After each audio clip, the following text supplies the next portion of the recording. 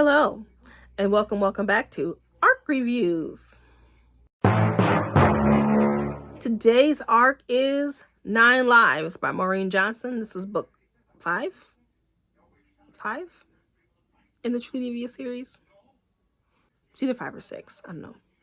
Book 5 or 6, I don't know. 9 Lives.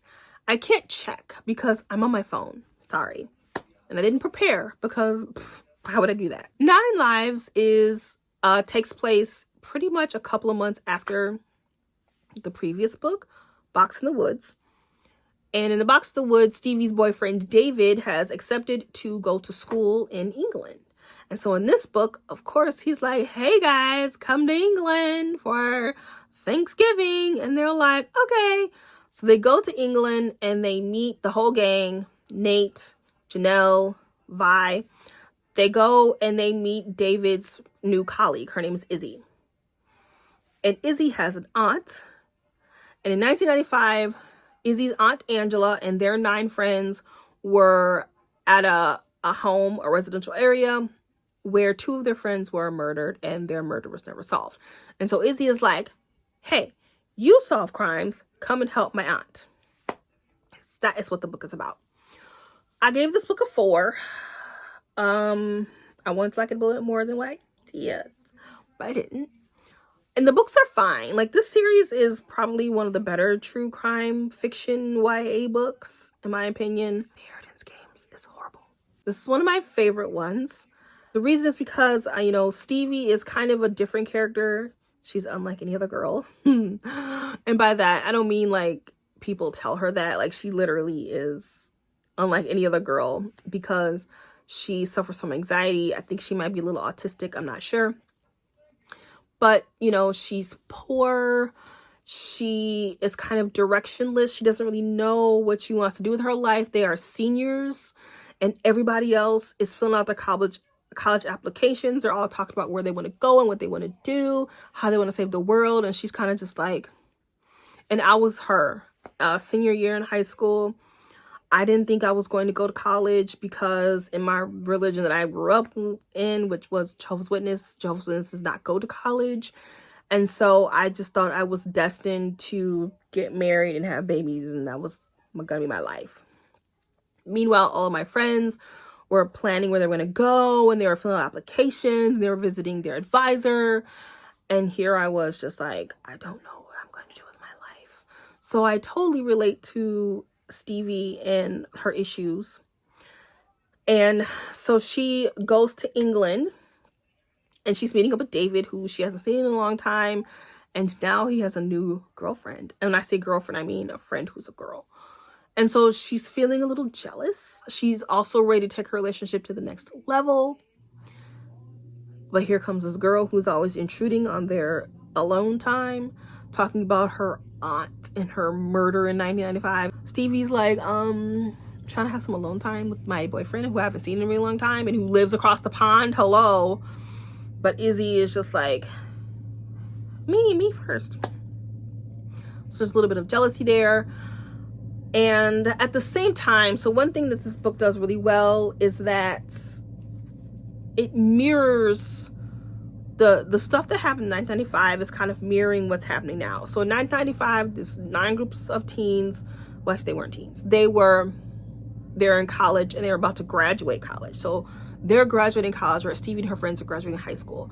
And they are meeting in this house for their last hurrah before they all go off to their respective jobs. And they probably won't live with each other anymore, and they won't see each other every day. And so this is the last time they party.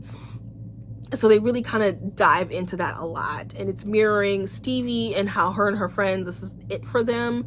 They're all going to go to different colleges. They're all going to be separated. They're not going to see each other every day anymore. And it's kind of sad. So that it does that really well. Another thing it does really well is that it takes place in England.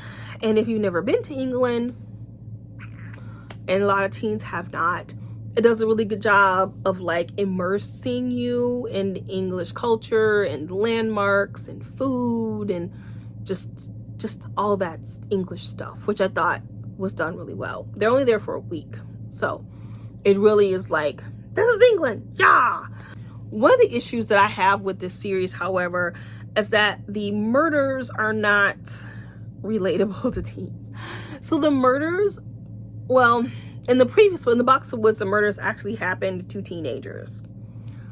However, the overall motive was not teen friendly. And by teen friendly, I mean, you know, something that teens are dealing with, like sibling rivalry, parental issues, school, drugs, sex, friendships. Like, those are typical teen issues. And her books tend to not be teen issues, they're more adult issues, which is usually a problem.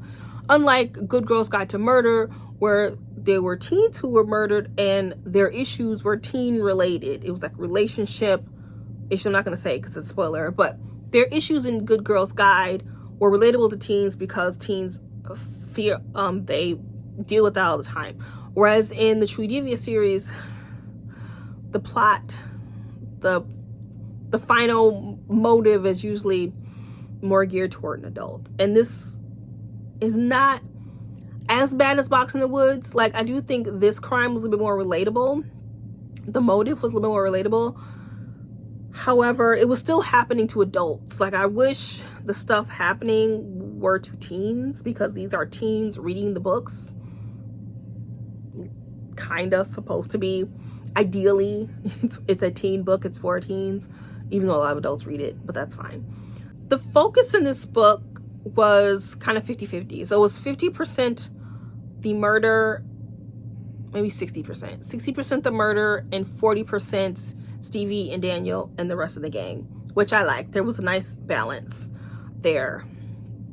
I personally didn't really care too much about the crime, because when I read a true crime fiction, I like the type of books where the author wants you to try and solve the murder too. Whereas I found in Maureen Johnson's books, it's more about you just are along for the ride. And I kind of don't like that. And so it usually makes me a little disengaged with the crime plot. And I was a little disengaged with the crime plot. Like, there would be interviews with the cops of every character, and there were 9 of them. Well, 7, because 2 of them died. So there were 7 different interviews, and they were all kind of saying the same thing. I don't care. And I knew I was probably supposed to be looking for that one itty bitty little discrepancy. I don't care, because I know that Maureen Johnson is not trying to let me solve the crime. I'm just here for fun. I'm just here to enjoy it. So I really wasn't paying too much to the details. And turns out I was right. Like, I didn't guess who the murderer was. I wasn't really trying to. And when we found out who the murderer was, I was just like, okay. Like, because Stevie will do this thing where she'll be like, that picture, I've seen that picture before. It was down the street and around the corner in that museum that we were in for 5 seconds. Like, so yeah, that's my biggest issue with these books, is that I'm not there to really solve the murder when I personally would like to be. But other than that, it's a solid true crime fiction story. Really good characters. Well, Stevie is good. Nate is the next one. Janelle and Vi, they're really kind of pointless in the story. I mean, come on. They could contribute more. It's really the Stevie show. If it was just Stevie and Nate, I don't think that the book would suffer. I think, honestly, Vi and Janelle are only there for diversity reasons, because they're a lesbian couple. I think Janelle might be black, or Vi might be East Asian. I'm not sure. But I think they're only there for diversity reasons, guys. I really don't. They don't really contribute much to the story. So I think they kind of keep her grounded a little bit, and it's somebody her age to talk to. For the most part, they're kind of pointless, which is a bad thing. Like, if you're gonna have a gang, if you're gonna have a squad, then each member of the squad needs to contribute to the story importantly, not just for decoration or to check a box. So I do recommend the series. It is probably for an older teen. If it's for a teen, if you're an adult, you will probably enjoy it if you like true crime fiction.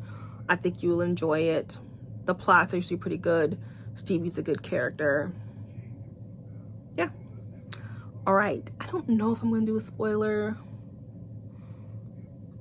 I'm not going to do a spoiler. There's really not much to spoil this book. It did end.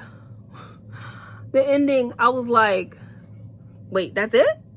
Wait, that's how we're ending it? Like that? So I will definitely be reading the next book. 6, 7, I don't know.